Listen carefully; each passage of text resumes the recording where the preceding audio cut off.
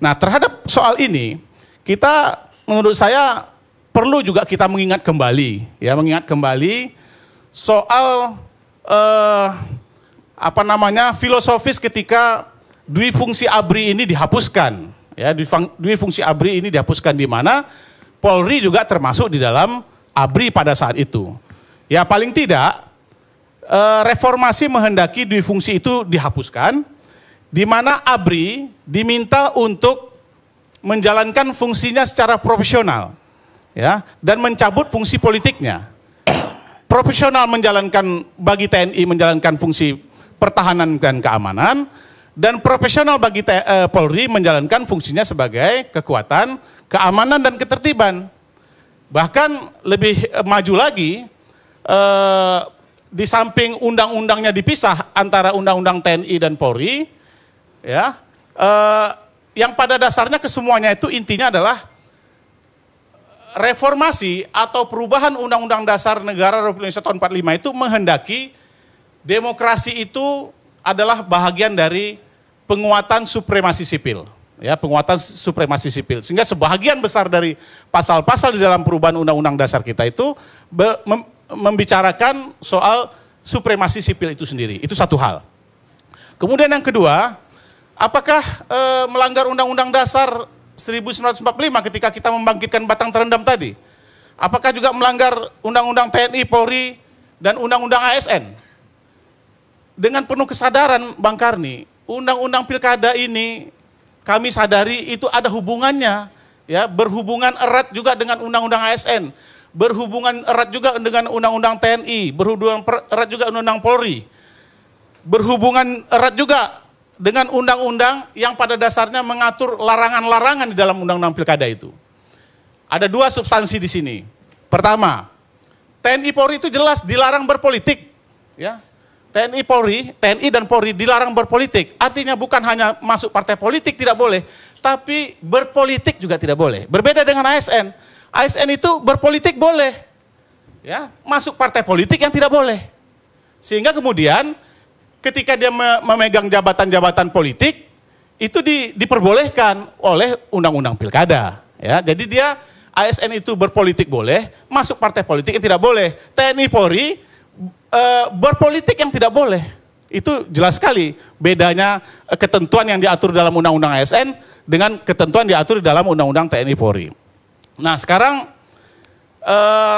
kenapa sebabnya saya berpendapat bahwa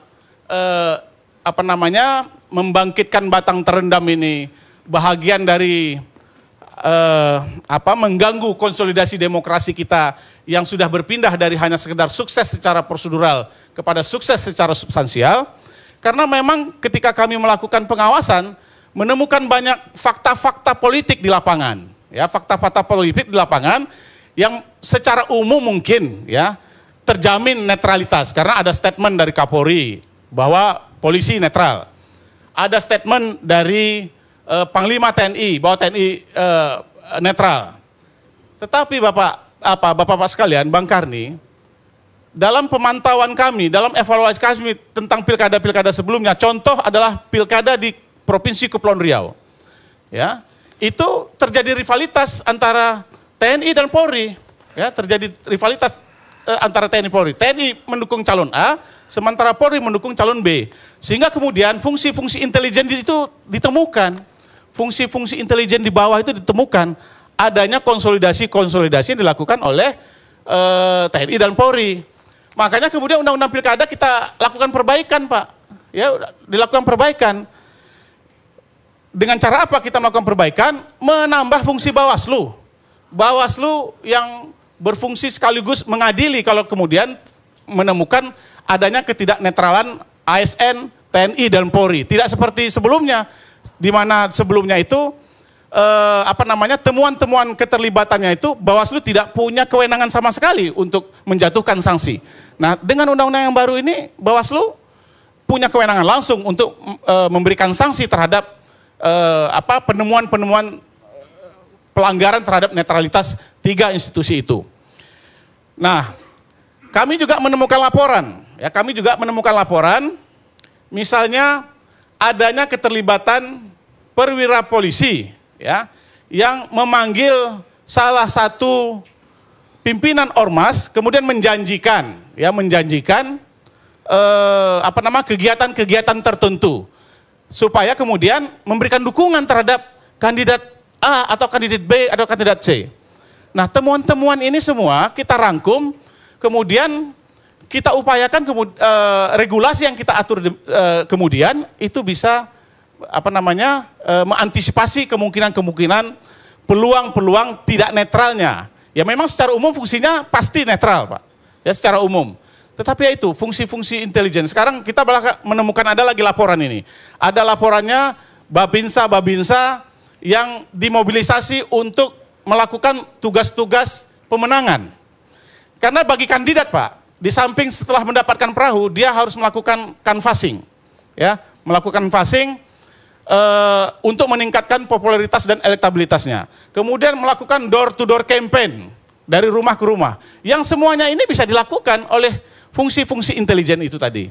Nah, oleh sebab itu, saya dalam hal ini memang perlu ada ketegasan bagi kita.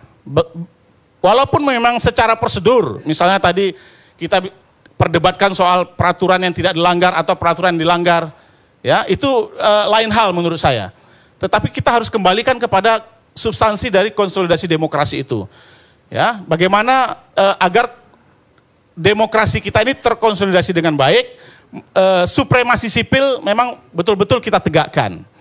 Nah, di dalam undang-undang pilkada sendiri, Bang Karni, ya itu maupun undang-undang pemilu yang disupport oleh undang-undang pemilu yang baru kita tetapkan, ada beberapa substansi yang kuat sekali kita masukkan di dalam undang-undang tersebut. Pertama adalah substansi anti terhadap politik uang, ya. Sehingga kemudian ketentuan-ketentuan politik uang atau perilaku-perilaku politik uang itu berimplikasi kepada bukan saja hanya pidana, tetapi juga berimplikasi kepada diskualifikasi terhadap calon. Dan ini adalah implikasi yang sangat menakutkan bagi kandidat-kandidat kepala daerah. Yang kedua, kecurigaan sebesar-besarnya kepada incumbent. Undang-undang pemilu dan undang-undang pilkada itu memberikan ruang kepada kecurigaan kita kepada incumbent. Karena incumbent kita anggap bisa memanfaatkan, yaitu tadi, memanfaatkan ASN, memanfaatkan TNI, memanfaatkan Polri. Sehingga sanksi-sanksi terhadap kecurigaan incumbent ini banyak kita masukkan di dalam pasal-pasal di dalam undang-undang pilkada dan maupun di dalam undang-undang pemilu. Nah, termasuklah hasil rapat koordinasi kita terakhir dengan Panglima TNI, dengan Kapolri, ya. Bagaimana kita mendorong agar ada ruang kosong hari ini, di mana kalau ditemukan ASN yang terlibat, ya, ini bukannya diberikan sanksi, Bang Karni. Justru bagi incumbent ini dinaikkan pangkatnya, ya. Bagi incumbent dinaikkan pangkatnya. Ada Kasubdis misalnya, dia ikut-ikut kampanye terhadap incumbent. Kemudian ditemukan oleh Bawaslu, diberikan peringatan oleh Bawaslu. Begitu incumbent terpilih kembali, bukannya turun pangkat dia, malah menjadi kepala dinas dia. Nah, ini penemuan-penemuan kita, termasuk perwira-perwira TNI dan Polri. Nah, oleh sebab itu kemarin di rapat koordinasi terakhir kita dengan Kemendagri, dengan KPU, dengan Bawaslu, dengan Panglima TNI, dengan Kapolri, dengan Jaksa Agung, keputusan Bawaslu nanti begitu menemukan ada perwira polisi, perwira TNI yang terlibat, ASN yang terlibat, wajib dieksekusi oleh atasannya masing-masing. Tidak boleh lagi seperti sekarang. Ketika ditemukan malah naik pangkat, bukan turun pangkat. Seperti sanksi-sanksi yang diberikan di dalam undang-undang pemilu maupun undang-undang pilkada. Nah, pada akhirnya Bang Karni, saya merekomendasikan lah ya, karena konsolidasi demokrasi kita ini sudah berpindah bukan hanya sekedar sukses secara prosedural, semua kekuatan sipil sekarang menghendaki agar demokrasi kita ini benar-benar sukses secara substansial, maka hal-hal yang mencurigakan dan dianggap mengurangi makna dari konsolidasi demokrasi kita sebaiknya memang kita hindari. Nah, terhadap positioning Kemendagri hari ini, ya marilah kita sama-sama semua kekuatan sipil ini untuk supaya kebijakan ini tidak diteruskan. Ya, kebijakan ini tidak diteruskan. Kalau misalnya hari ini positioningnya itu tidak di Kemendagri lagi, di Menko Polhukam atau di Presiden, sebaiknya kita dorong Presiden untuk tidak bermain-main soal ini, ya. Kita bisa mundur lagi nih, kita bisa mundur lagi, sementara baik perubahan undang-undang pilkada maupun undang-undang pemilu, kita berupaya untuk memperkuat konsolidasi demokrasi kita ini secara substansi, bukan hanya sukses secara prosedural. Walaupun proses pilkada, proses pemilu secara prosedural ini sudah dipuji banyak negara, tetapi kita belum puas sampai kepada nanti pemimpin yang dihasilkan dalam pemilu maupun pilkada adalah pemimpin yang betul-betul yang diharapkan oleh demokrasi kita. Saya kira itu, Bang. Baik. Sangat jelas apa yang disampaikan bahwa kita tidak hanya butuh demokrasi yang prosedur, tapi juga substansialnya yang penting. Dan itu cita-cita demokrasinya Lukman Edi. Tapi saya bingung. Saya pikir tadi sayap kanan, tahunya sayap kiri. Sayap tengah deh. Ya jangan bawa nama. Kita habisin dulu Pak Arief tadi bawa nama. Pak Arief atau Pak Gatot? Mau tadi katanya ada tambahan dari